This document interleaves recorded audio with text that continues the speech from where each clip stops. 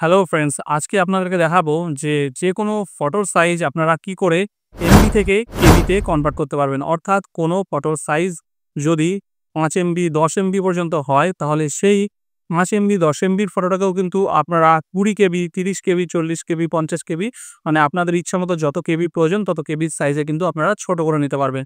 এইবার কথা হচ্ছে যে ফটোর সাইজ ছোট করার কেন প্রয়োজন হয় বা কবে?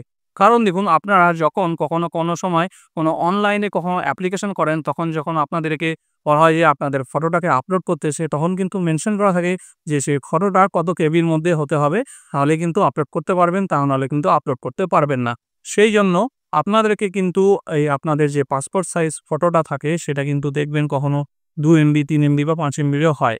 তো সেই ছবি কিন্তু আপনারা আপলোড করতে পারবেন না। ছবিটাকে কিন্তু সাইজ ছোট করে নিতে হবে। এবার অনেক সময় বিভিন্ন অ্যাপে বা বিভিন্ন সাইটে সাইজ ছোট করলে কিন্তু ছবির কোয়ালিটিও খারাপ হয়ে যায়, ছবিটা হেজি হয়ে যায়, কেটে যায়।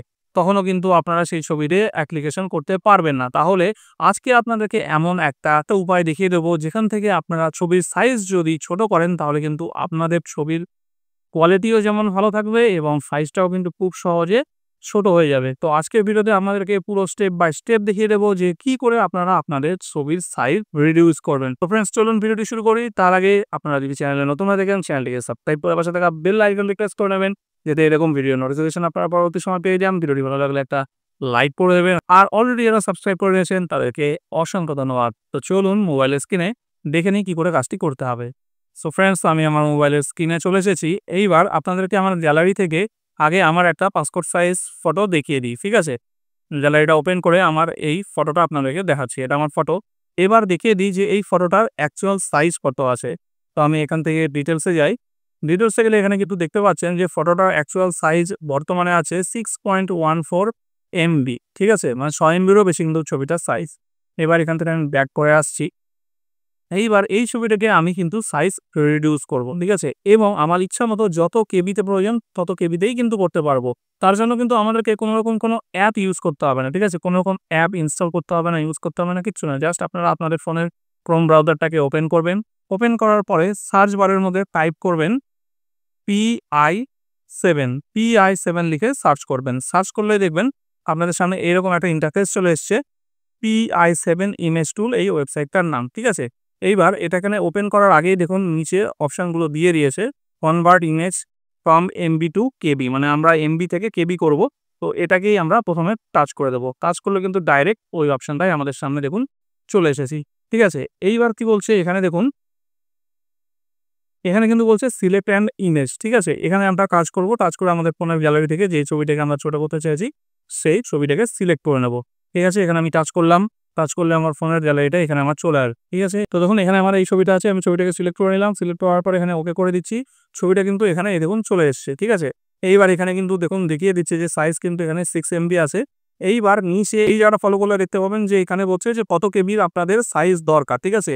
এই বক্সটার ভেতরে কিন্তু আপনারা যত কেবি মেনশন করে দেবেন তত কেবি কিন্তু ছবিটা সাইজ হয়ে সেভ হবে, ঠিক আছে? তো আমি এখানে ছবিটাকে আমি 50 কেবি করে দিচ্ছি। 50 করলাম। এইবার দেখুন এখানে একটা অপশন দিয়েছে রিডিউস সাইজ। এই বাটনটার মধ্যে আপনাদেরকে প্রেস করতে হবে। এখানে আমি প্রেস করলাম। প্রেস করলে কিন্তু কয়েক সেকেন্ডের মধ্যে আপনার ছবিটা কিন্তু 6 এমবি থেকে রিডিউস হয়ে 50 কেবিতে কনভার্ট হয়ে যাবে। দেখুন এখানে কিন্তু ছবিটা কনভার্ট হয়ে গেছে। এইবার দেখুন এখানে সাইজ 48 কেবি করে দিয়েছে। 50 থেকেও কম করে দিয়েছে। এইবার এখানে যে এই বক্সটা আছে এই বক্সটার মধ্যে আপনারা একটা নাম দিয়ে দেবেন, ছবিটা কি নামে সেভ করতে চাইছেন, ঠিক আছে? তো আমি এখানে একটা ABCD দিয়ে দিলাম। ইয়েস, আপনারা আপনাদের ইচ্ছামতো নাম দেবেন। দেওয়ার পরে এখানে এই যে ডাউনলোড বাটনটা আছে, এই ডাউনলোড বাটনটার মধ্যে টাচ করবেন। টাচ করলে কিন্তু আবারও 2 থেকে 3 সেকেন্ডের মধ্যে দেখুন ফাইল কিন্তু একদম ডাউনলোড হয়ে গেছে। এখন আমি দেখুন ওপেন করছি। দেখুন ছবিটা কিন্তু এখানে ওপেন হয়ে গেল। এইবার আপনাদেরকে গ্যালারিতে গিয়ে দুটো ছবির কত সাইজ হলো এবং কোয়ালিটির কিছু ডিফারেন্স হলো কিনা সেটাও দেখিয়ে দিচ্ছি, ঠিক আছে? তো আমি এখান থেকে হোম পেজ করে চলে এলাম। তো চলুন আমি এখান থেকে গ্যালারিটাকে ওপেন করছি। গ্যালারিটা ওপেন করছি। দেখুন এইবার দেখুন এইটা হচ্ছে পুরোনো ছবিটা, ঠিক আছে? এখানে দেখুন আমি এখানে টাচ করে ডিটেইলসটা দেখিয়ে দিই, সাইজটা।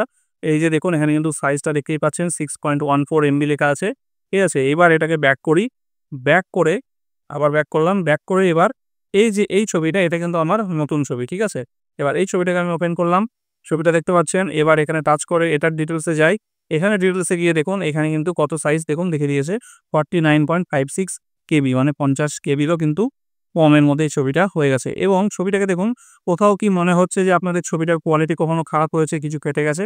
কারণ এই ছবিটা আর এই ছবিটা দেখুন।